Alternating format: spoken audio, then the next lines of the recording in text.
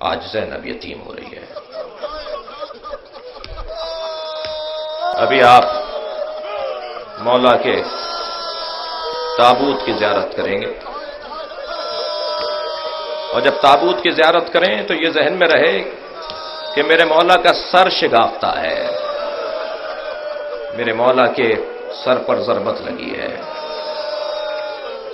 ہر روز میرے مولا کسی نہ کسی رحم کے گھر افطار کر رہے ہیں۔ یہ آپ نے جملہ تو بہت سنا ہے نا کہ بیٹیوں کو باپ سے محبت ہوتی ہے۔ شاید سبب ایک یہ بھی ہو، فرمایا بیٹا حسن اپنی بہن ام کلثوم سے کہو کہ آج 18واں روزہ میں اپنی بیٹی کے گھر افطار کروں گا۔ ایک بیٹی کے لیے بڑا مقام ہے کہ اس کا بابا، وہ بھی علی جیسا بابا، اس کے گھر افطار کرنے کے لیے آ جائے۔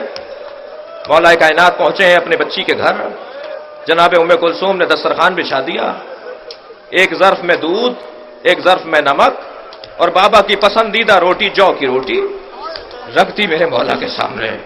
جناب مولا کائنات نے ام کلثوم کو دیکھ کر کہا بیٹا تم نے اپنے بابا کو بھلا دیا؟ کبھی تمہارے بابا کے دسترخوان پر ایک چیز سے زیادہ دو چیزیں رہی ہیں؟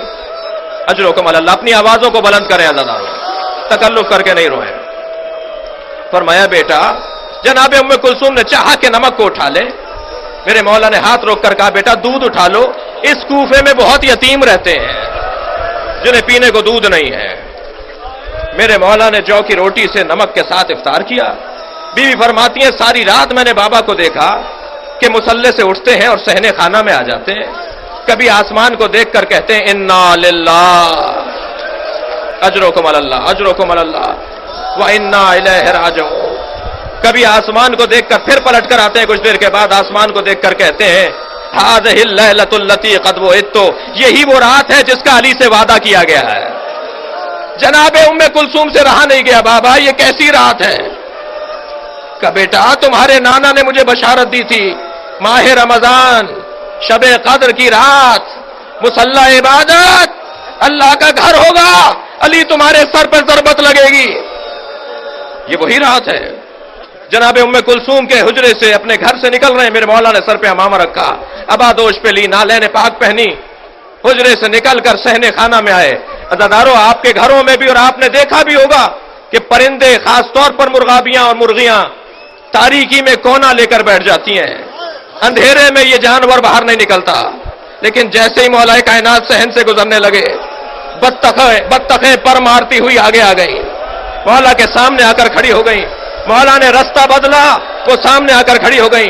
مولا نے پھر رستہ بدلا، پھر سامنے آ کے کھڑی ہو گئی۔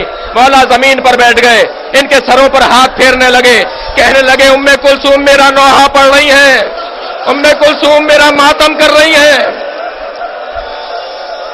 میرے مولا مسجد کوفہ میں پہنچے، اجرکم اللہ، سوئے ہوئے لوگوں کو اٹھایا، ابن ملجم سے کہا اٹھ، نماز کا وقت قریب ہے۔ جو علی اپنے قاتل کو بے نمازی پسند نہ کرے، وہ اپنے چاہنے والے کو بھی پسند نہیں کرے گا۔ میرے مولا نے ابن ملجم کو اٹھایا، مصلی عبادت پر گئے، نماز شروع کی۔ یہ واجب نماز تھی، امام حسن پیچھے کھڑے تھے، میرے مولا نے سجدے میں سر رکھا، یہ دوسرے سجدے میں سر جا رہا تھا کہ ایک مرتبہ فضا میں ایک تلوار بلند ہوئی، ظالم نے 1000 درہم میں خریدی تھی، 1000 درہم میں زہر لے کر اسے بجھایا تھا، میرے مولا کے سر پر ضربت کا لگنا تھا۔ علی کی زبان سے ایک سجدہ شکر، ذکر شکر جاری ہوا، فزتو ورب الکعبہ، رب کعبہ کی قسم علی آج کامیاب ہو گیا۔ فرمایا بیٹا حسن نماز مکمل کرو، اجرکم اللہ، بیٹا حسن نماز مکمل کرو، مجھے ایک منزل مصائب تک پہنچانا ہے آپ کو، بیٹا حسن نماز مکمل کرو۔ امام حسن نے نماز مکمل کی، میرے مولا بیٹھے ہوئے ہیں، میرے مولا کے سر سے خون بہ رہا ہے۔ جب نماز مکمل ہو گئی تو مولا کو نالین جناب عباس پہنا رہے تھے، میرے مولا علی کو نالین حضرت عباس پہنا رہے تھے۔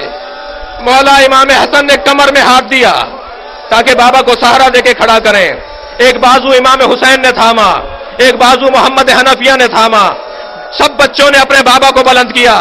ابھی 4 قدم چلے تھے، فرمانے لگے میرے قدم سے مجھے چلا نہیں جا رہا، مجھے کسی چادر پر لٹا دو، مجھے گلم پر لٹا دو اور مجھے اٹھا کر لے کے چلو۔ जब चादर पर लिटाकर, गिलिम पर, कालीन पर लिटाकर मौला को लेकर चलने लगे तो मौला अली अलैहिस्सलाम ने, अज़ादारों गिरिया होगा इस रिवायत के ऊपर, जब मौला ने देखा कि हुसैन की आंखों से आंसू टपक रहे हैं तो मौला का हाथ पकड़कर कहा, बेटा हुसैन रो नहीं, बेटा कितने चाहने वाले आए हुए हैं। एक मर्तबा जनाब अब्बास को देखा कि रो रहे हैं, बुलाकर कहा, अब्बास गिरिया नहीं करो, कितने चाहने वाले आए हुए हैं। इमाम हसन से फरमाया, बेटा हसन गिरिया नहीं करो, देखो जो हक की खातिर जीता है उसे यह दिन देखना पड़ता है। मेरे मौला ने अपने बच्चों से कहा, गिरिया नहीं करो, सारे रास्ते जो अली बेटों को रोकता रहा, गिरिया नहीं करो, वो ज़ैनब को देख के रोने लगा।